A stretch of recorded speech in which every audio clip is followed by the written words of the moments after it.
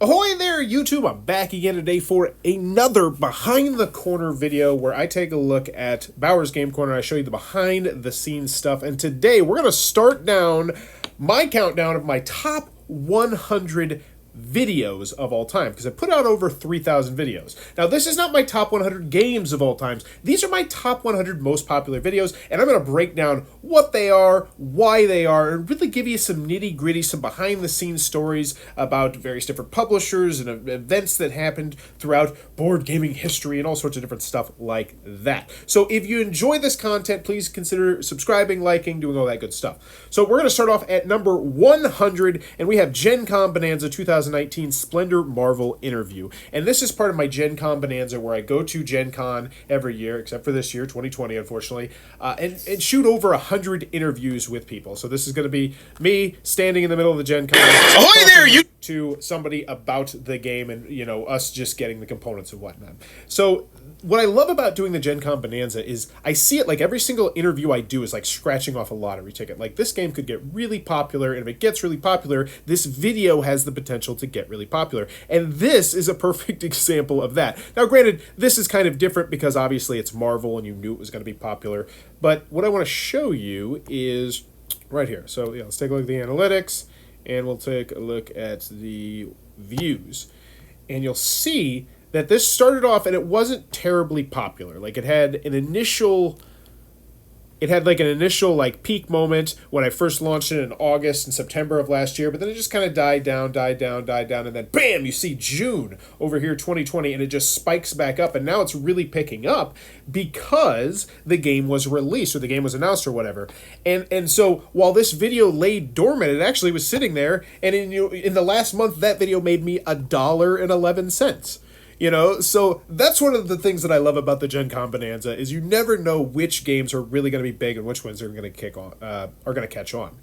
So next we have my number 5 review, Cards Against Humanity. So this is a terrible video. This is dry as dirt. Ahoy there, YouTube! I'm back again today for like watching paint dry. So yeah, but that was my number 5, and Cards Against Humanity was one of the first games that I really got me into the hobby. And this is actually one of my first regrets, is that I didn't know how to use the tag system. So there's these things called tags, where if you enter them into the YouTube, then when people type in that specific term, your video goes to them. And one thing you can do on YouTube is if you put in a bunch of tags, you're much more likely to get more views on your videos, which then bump you higher up the analytics, and just, it's like a snowball effect. And I really wish I would have known that when I launched this, because a lot of the Cards Against Humanity videos get millions upon millions of views. Mine never caught on. Hey, maybe one day. Maybe they'll want, you know, a super dry version of it. Now, next we're going to move on to number 98, Walk the Plank review, a massively underrated game from Mayday Games in the Get Bit series. I really enjoy this game, and I still have it, but I'm not here to talk about the game. One thing you'll notice right now is the Cards Against Humanity one has a really nice background. It's got the review number 5. It looks good, whereas this one is just a picture of the background. That's because one thing I'll be very brutally honest with you is my quality, as you'll see as we go through this top 100, has been very poor at certain points throughout history. I've been doing this for 8 years, and I legitimately believe that if I would have actually really invested in my quality and my lighting and my camera and all that stuff at the beginning, I'd have 20, 30 plus thousand subscribers. And I do believe that, and that's something that eats at me sometimes, because I'm sitting at 6,500, which, don't get me wrong, I love 6,500. I think it's amazing, and I'm going to continue to work to get more. But one of the things was I realized you got to make stuff look good. And I haven't had time to upgrade all the videos because I have over 3,000 videos, but I'm slowly working my way through and doing that. So next we have Walk the Plank, and yeah, number 97. Great underrated game. 98, excuse me. So number 97 is number 172 of my review, Yashima Legends of the Kami Masters. Nothing much to say about this. This was from the people who did Z-Pocalypse, and this was like a miniatures fighting skirmish game. It was okay. It had a whole bunch of really cool looking miniatures, was what attracted people into it, and all the expansions had different miniatures. But what personally mattered to me was this was the video that I really learned how to edit something, because I screwed up a huge rule in the Yashima one, and I actually went in and edited the video using YouTube's old editing software, which was not good, but it was okay. And since they've kind of gotten rid of it, which I really wish they wouldn't have, But anywho, there we go. So that is number 97. Moving on to number 96, I've got Scythe the Windgamut review, and you can see this one actually doesn't even have the picture of the game because, like I said, my quality was not the best. And so this is a video that I haven't went back and really touched and upgraded, but seeing as how it's in my top 100 videos, and it's a game that I know is going to be popular for a very, very long time, and an expansion that's going to have less reviews because the more expansions you get, the less people review them. That's just one thing you'll notice if you go look at most games with numerous expansions. The first few expansions, tons of reviews, but as you start to release more content for the game, and as people start to lose the luster on that original game, the less those expansions get reviewed. So if you're looking to become a reviewer, that's a great place to start. Just review really obscure expansions for games that have a whole bunch of expansions, and I guarantee you will start getting yourself an audience. But anywho, this is one that I do need to go and I need to put tags on, because I'm sure if I started to put some tags on this and make the nice intro like I have on the Cards Against Humanity, where because this is probably like my review number like 800, and people say, wow, 800 reviews, this guy must know what he's talking about. So that is something that I will probably do later today, actually. So I'm glad I'm doing this list. So that is 100, 99, 98, 97, 96, 95. We have, my video of shame. My video of shame. I don't want to talk about 95. 95 is a rough one.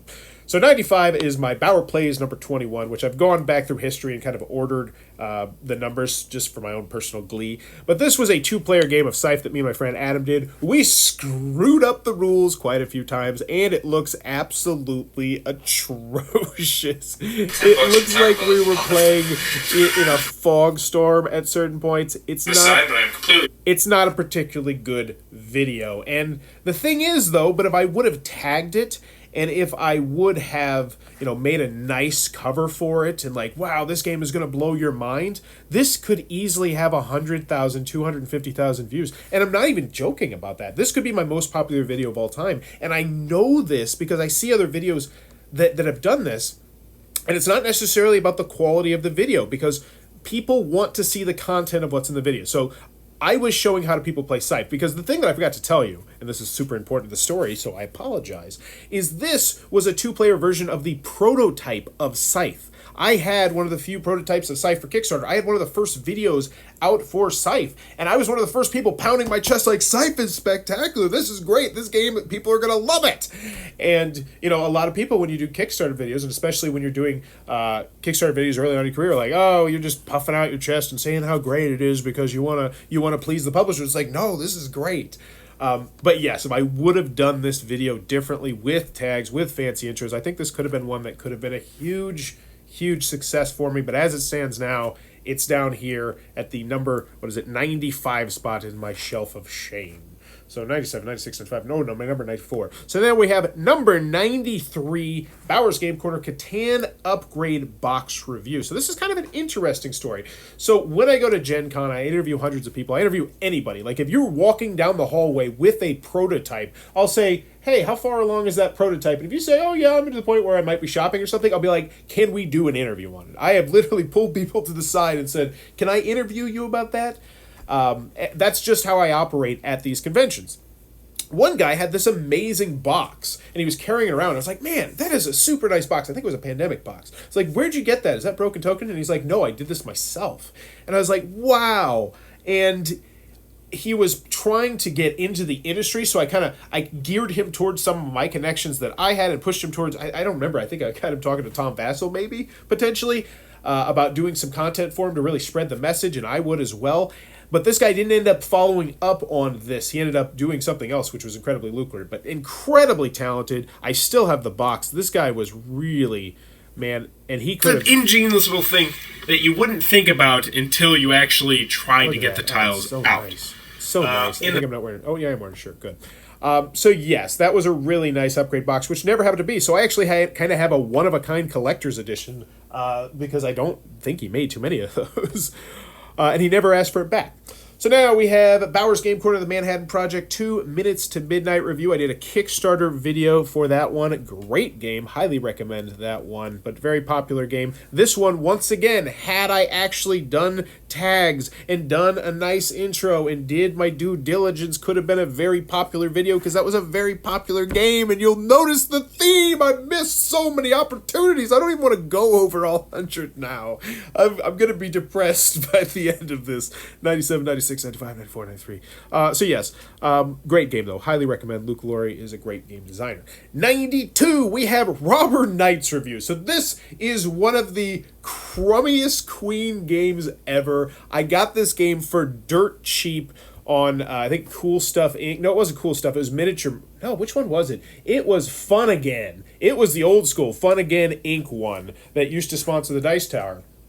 And this was one of the ones I got in there that was like dirt cheap, and it was not a particularly good game. I just insulted this game about how the theme was completely nothing. But what's cool about these videos is, look, I made 11 cents off that game last month.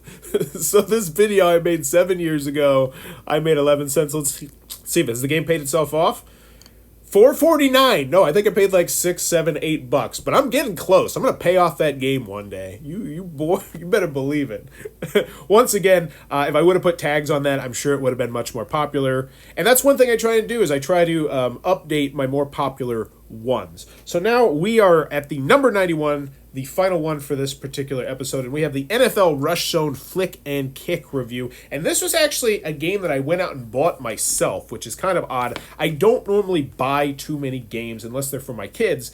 This one I bought because my other NFL Rush Zone video, spoiler, is way higher up on the list, and so I was trying to capitalize potentially on that market. I was still trying to figure out how all this stuff works. This did not, as you can see, with a 3,936. But that being said, I should probably go back and put tags and everything on it. I don't know if it does, but I also think that this game isn't in stores anymore, and that's one of the big aspects you'll see as we go higher and higher up on the list. Games that are in production and in stock for long periods of time are much more likely to get a lot of views, because right now in the top 100 you're like, okay, this guy reviews mostly gamery stuff and that's what's popular. You're about to see real fast as we get higher, that's not the case, but we'll save that for the next episode. So if you enjoyed this, please consider supporting the Patreon, because it really does help me out a good deal, or sharing the video, because if you liked it and you're awesome, then your friends, who are probably also awesome, would like the video as well. It makes sense, right? And in the comments below, let me know. Put a guess right now. What do you think will be my number one game of all time, or the view count? Because right now we're at the 91 spot and we're at 3,936 views. But either way, do that down in the comments below. And as always, thanks for your time, YouTube.